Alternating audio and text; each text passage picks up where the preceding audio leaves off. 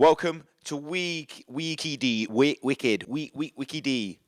The show where I unwrap complex lies of history like a disappointing pair of socks from your nan, giving you just enough knowledge to win an argument in the pub. In today's episode, I look at the most wonderful, expensive, and stressful time of the year. Christmas.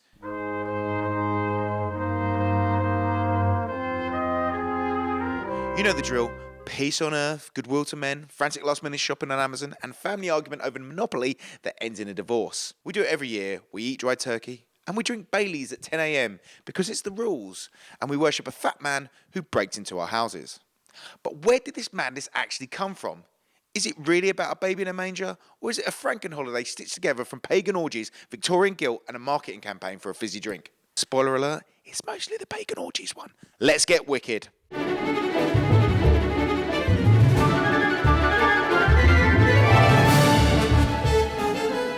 Right, let's start with the elephant in the nativity scene, Jesus.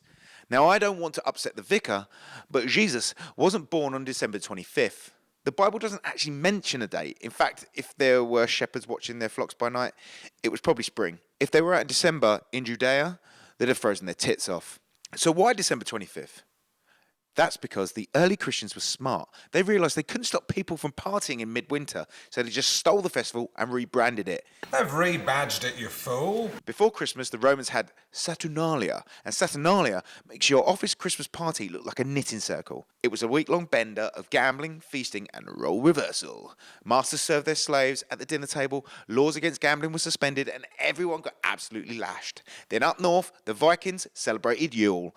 They burned a massive log, the Yule log, to celebrate return of the sun, and they wouldn't stop drinking until the wood ran out, which took about 12 days. Sound familiar? They also worshipped Odin, a guy with a big white beard who rode an 8-legged horse through the sky delivering gifts. Replace that horse with a reindeer and Odin is basically Santa with an eye patch and an anger management problem. So for centuries, Christmas wasn't a silent night, it was a riot. It was so rowdy that in 1647 the British government actually banned it. Enter Oliver Cromwell and the Puritans, the original fun police. They decided Christmas was too poppish and too pagan. Soldiers patrolled the streets of London, seizing food, mince pies were confiscated, singing carols was illegal. So see you this year, Merry Christmas. Cough. If you were caught celebrating, you were arrested. Imagine that. Getting nicked for possessing a festive pudding. The ban lasted for over a decade until the monarchy was restored and everyone decided that being miserable was a bit boring. But the Christmas we know today, the tree, the cards, the turkey, that wasn't the Bible. That was the Victorians, specifically Charles Dickens and WWE superstar Prince Albert. No, sorry, just Prince Albert. In the early 1800s, Christmas was dying out. It was a minor holiday. Then Dickens wrote A Christmas Carol. It was a massive hit. It basically invented the idea of Christmas being about family and charity, rather than just getting drunk and fighting your neighbours. Then you had Prince Albert, Queen Victoria's husband. He was a German, and in 1848, a drawing was published of the royal family standing around a decorated tree, a German tradition. Suddenly, every middle-class family in Britain had to have a dead tree in their living room to look posh. Before that, we just hung some mistletoe and hoped for a snog. Albert changed the game. And now, the big man, Santa Claus, the real St. Nicholas, was a Greek bishop from Myra in modern-day Turkey, who was famous for giving money to the poor. He was a skinny bloke who probably smelled of incense. He morphed into Sinterklaas in the Netherlands, and when Dutch immigrants went to America, Sinterklaas became Santa Claus. But here is your interesting fact for the day. Coca-Cola did not invent the red suit. I know. It's one fact for everyone thinks they know. Did you know Santa Claus is actually red because of the brand? Oh, he's red because of the brand. Rubbish. Santa had been drawn in red robes for years before Coke got involved. However, the Coke ads in the 1930s did standardise his look. They took a slightly scary elf man and turned him into a jolly fat grandfather figure we know today. So while they didn't paint him red, they definitely paid for his PR campaign. And then there's the food. Why do we eat turkey? It's just a chicken that went to the gym and forgot to hydrate, right?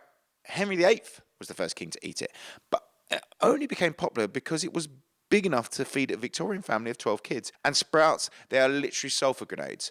We only eat them because we hate ourselves. That's a lie. I don't hate myself. I love sprouts. I know what you're thinking. Ben, you cynical Grinch. Isn't Christmas about love?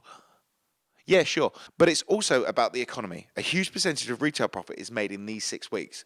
If we stopped buying plastic rubbish for people we barely like, the global economy would collapse. So, to sum it up, Christmas is a Roman gambling festival mixed with a Viking drinking session, banned by the Puritans, rebooted by a German prince and a Victorian novelist, and marketed by an American soft drink company. It's a Frankenstein monster of holiday, but it's our monster. I'm Ben Mills, this is Wicked, and now you know that your Christmas tree is a German import and your turkey is a historical accident. Go forth and ruin Christmas dinner with your facts. Like, share, and subscribe. Or I'll tell Santa you've been an absolute this year, and you're getting a lump of coal and a court summons. Thanks for watching.